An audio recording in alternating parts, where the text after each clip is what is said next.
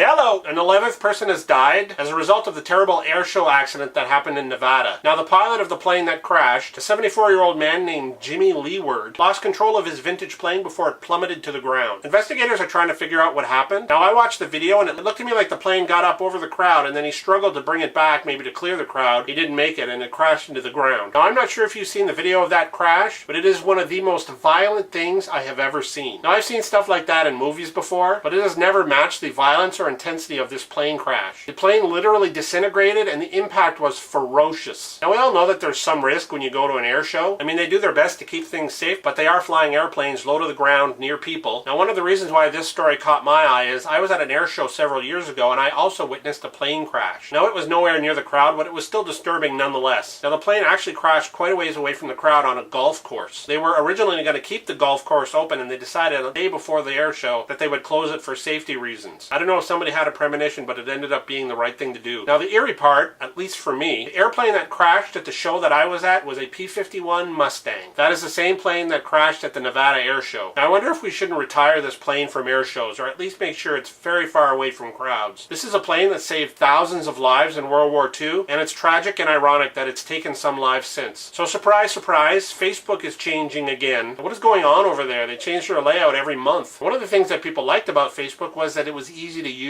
When you change it every other month, people start to get annoyed. It's not like you guys aren't making money. I used to be able to click on the friends link on the sidebar and my friends would come up. Now I have to go through my profile to do it, and it wasn't long ago before I had to jump through hoops and fill out a questionnaire to do it. Now, despite rumors to the contrary, I am no dummy when it comes to computers. Facebook has become so convoluted that you need a degree in geography to find anything anymore. So Facebook people, if you're listening, here's what you need to do. Come up with a new layout and show it to my parents. If they're not confused, then it's all good. Otherwise, you need to go back and make it a little more intuitive. A 77-year-old Ukrainian man entered and won a dumpling eating contest. The first place was a jar full of sour cream.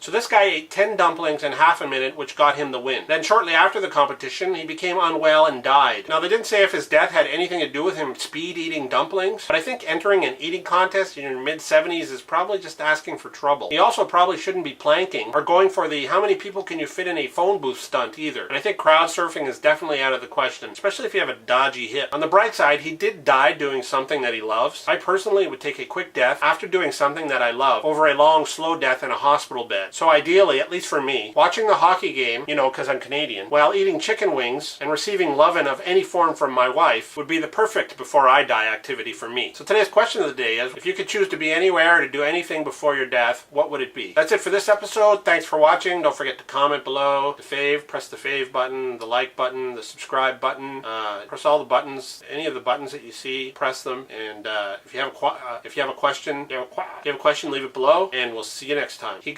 The plane they were originally going to get, and it's a friends link on the side, or going for the how many people can you fit in a phone booth stunt.